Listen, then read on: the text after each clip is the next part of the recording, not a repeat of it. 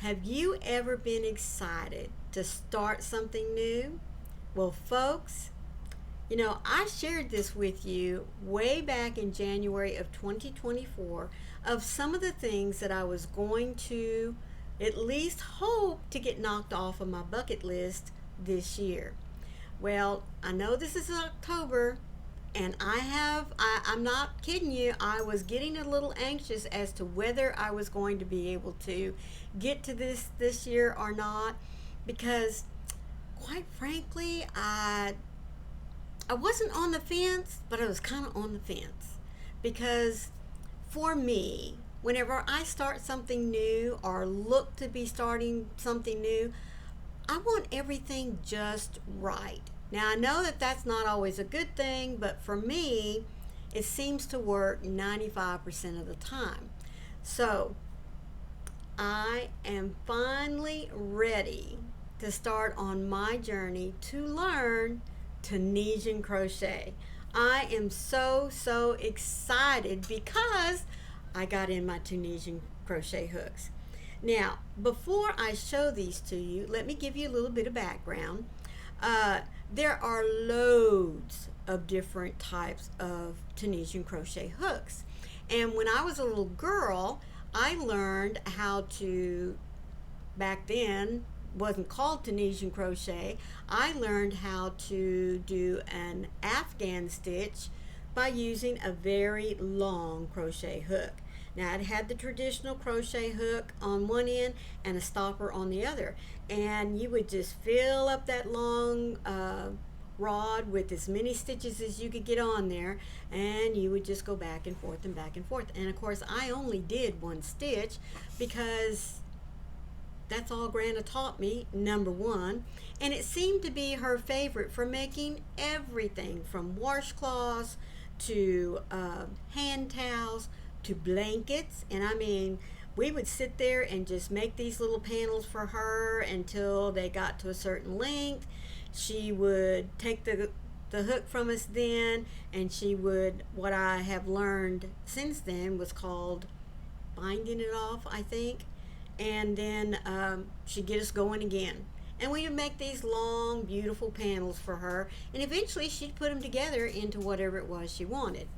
Well, fast forward to now, and I don't even really know what was called back then. I just crocheted with an Afghan hook, basically. And like I said, I learned a simple stitch, which there is one of those. It's called the simple stitch. Anyhow, so I've been really wanting to learn Tunisian because to me it is that beautiful combination of crocheting and knitting that I know I can handle, because Maureen cannot handle knitting because it takes two needles and don't work for me. But I had been waiting to find, or for someone to find for me, some metal Tunisian crochet hooks, and they finally came out with some. Now, you have probably already seen them at least over on TLC Yarn Crafts. I believe Michael from MDL Crochet, in fact, he's the one that showed me these hooks that kind of got me excited about it. But I did go out there and look to see if anyone had purchased these metal hooks and if they had the same kind of reaction to them that he did. And folks, I gotta say, I broke down and I got me some. So all I've done is taking them out of the Amazon package that they came in. So I'm going to be seeing them for the first time in my hands, just like you're going to be watching. So it comes in, of course, this crinkly, noisy plastic paper, and I'm sorry for that, but I'm just going to move it over there and get it out of the way. Now, this has what I would call a faux leather case. I can feel everything through there, and you can tell that it's going to leave over time the impression of the hooks. In fact, you could probably already see them right there. Yeah. I will probably replace this little outer covering with a different type of holder or pouch to put them in. But for right now, I think this will be fine. You know, I mean, it's not bad, but I would have liked to have seen it in something a little more substantial. But that's just me. So here we go. I'm opening it up. I'm going to pull the hooks out. Oh my gosh, they're so pretty. Oh, so pretty, pretty, pretty. Let's see what else is in here. Okay, it is split on the inside there. I hope you can see. No, you can't see. There you go. It's got two sides there, and Lacey is wondering why I was squeaking there for a moment. Lacey, thank you. No, thank you. Okay, okay. Thank you very much. Yes, I'm okay. No, you cannot have this. This is not a toy. Nope, nope, nope. Thank you, sweetheart. Thank you. Now, will you get down so I can finish this? Will you get down so I can finish this? Everybody's anxious to see these, and so am I. I know. All right. Good girl. Good girl. Okay. Now, back, back, back, back. Good girl. Now, that's enough. We're done. Sorry about that, guys, but I'm not going to cut that out because I know some of you love seeing Lacey. That's not a toy. Thank you. Anyway, it does have a split down the middle, and I'm trying to hold what's inside there. I have some goodies in here that go with the hooks. Yes! Okay, let me see if I can get everything out of here. There we go. Now I know I'm going to have to get me something to keep these little bitty pieces in.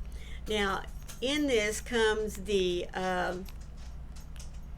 these are the extensions, and this is a little gripper to hold the cords and things together, and then this here is a lock or a key to tighten up the ends whenever you attach them. Comes with a very nice little cleaning cloth because you want to keep your hooks nice and clean. And I have one. This is I believe this is going to be measured in millimeters. A 100, an 80, a 60, and a 40. Now, everyone has been raving about these cords because number one, let's see if I can get one out of here. Now, folks, I wouldn't have known any difference if I hadn't been watching others review different types of Tunisian crochet hooks. But what everyone seems to like about these is that this is a plastic coated wire cable. Now, a lot of the other hook styles come with plastic tubing for their cords. And what you do is you take one end, it'll screw into the hook. The other end, you screw one of these little pretty little stoppers that go on the ends. And these are nice and big, so you don't have to worry about your stitches sliding off on the end. It's got a nice stopper size there. So I am so excited about that. Let me get this twisted back up so that I can get this back in its little bag. Ooh, am I going to be able to do that? I hope so. Let's see what we can do here. I may have to just put this down and do it. And no, I think I got it. Here we go. I think I got it. There it goes, there it goes, there it goes. I knew if I once ever just got it down in there that it would be just fine. All right, so let's look at the hooks. Oh, folks, they are just so pretty. Look at that. Aren't they nice and lovely? I could just sit here and look at them. Now, I do like the fact that they have a good distance between them, so I don't have to worry about them getting knocked up against each other, getting scratched. They also have their own special little places to go in, which will keep them nice and orderly. let's see, these range from, oh my goodness, see if I can take this one out and even read it. All right, so it starts with a 3.0 millimeter and goes all the way up to a 10 millimeter. Now I do know that you can buy others that are larger, but I don't believe that you'll be buying them in the in this style because, Lacey, because this style only goes from the 3 to the 10. But what I am curious about is, I'm going to go ahead and pull out this. Sorry, guys. Oh my goodness, this is light. Woo! This is light. Yes. Now this is my Furls metal streamline. You know, they look like they would be very, or they look like they'd be heavy, but they're not. Oh my goodness, this is great. This is great. Now they are crafted on the style of a Susan Bates hook, where they have this nice indent here. They have the inline where the shaft and the throat and the head are all in line with one another. They're all the same width, as you can see. I love the fact, look at that embossing on the lettering there. And it is etched in here. It's not like a little tag or, I mean, it's stamped in there good. That's not going to wear off. Sorry, my hand's cramping up on me. I really do like this style, and like I said, it's not heavy. Now, the one thing I am worried about, folks, in this Tunisian journey that I'm going to go on, is I see everyone using the pencil style in which to work with. I mean, you cast on and cast off, all using a pencil style. So I'm just wondering if I'm going to be able to do this, because I'm not a pencil style, I mean, I'm a pencil style holder, not a knife holder, and everyone I see works with the knife style. So that's the one thing that I'm not real sure about. I do hope that I'm going to be able to do this. If not, it's going to be slow going for Maureen. Although it really doesn't seem to be a lot of twisting in the technique that you use when you're doing the Tunisian, but we'll just have to wait and see. Now, this is what I was curious about. Everyone talked about how sharp the point was on the top. Some liked it, some didn't. I do know that it is to your advantage, no matter whether you get a metal hook or a wooden hook, even a resin hook, for there to be some pointed definition here on the top, because it makes it much easier when you're going in to pull up a loop or to work in between the stitches, because just like in regular crochet, you know, you have to work around posts, you have to work around spaces.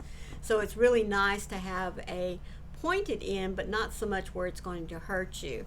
In fact, I think it was Michael from MDL Crochet that he said his bothered him so much to the point where he found that wearing a, I guess it's a little knitting sleeve that you can put on your fingers when you're knitting. So he found that to be a lot more comfort using these metal hooks. But I know Tony from TLYARN Crafts, she didn't seem to have any problem with it at all. But that'll be something for me to have to investigate on my own, see if it's going to be a bother to me, and we'll just have to go from there. But I was very excited to grab these today. Now, I'm not going to go into setting them up because, like I said, this is brand spanking new to me. And in order for me to do this craft, all I had to do was buy a different set of hooks. And I knew that I could go out and just get the Afghan hooks, you know, very long ones, but I would be limited in the width of the panels that I could make, and I wanted to be able to have the flexibility to make much longer panels, you know, like for my cardigans and things like that. So I just decided that a hook set that has attachable cables would be much better for me. So anyway, there is my hooks. I'm just so excited to get started on these. I bet you know what I'm going to be doing over the weekend. I am going to be watching tutorials from,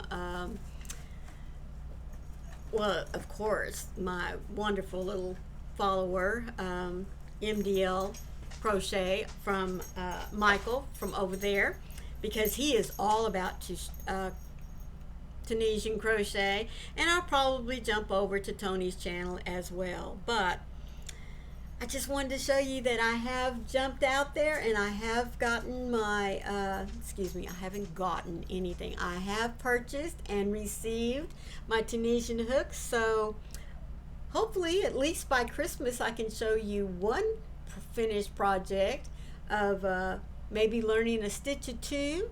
So I do hope that you'll stay tuned and follow me on this journey of learning Tunisian crochet, because oh my goodness, guys, this for me has been a long time coming, and I'm so excited to get to do this. So I hope that you enjoyed this little unboxing or unbagging of my brand new hooks. Please be sure to stay tuned to see what it is I come up with. Hopefully I'm going to enjoy it as much as my anticipation is letting me on to believe. Until tomorrow, please remember, be the light out there in the darkness for someone today, because you never know. Could be your light they need to see. I love you guys. See you tomorrow. Bye.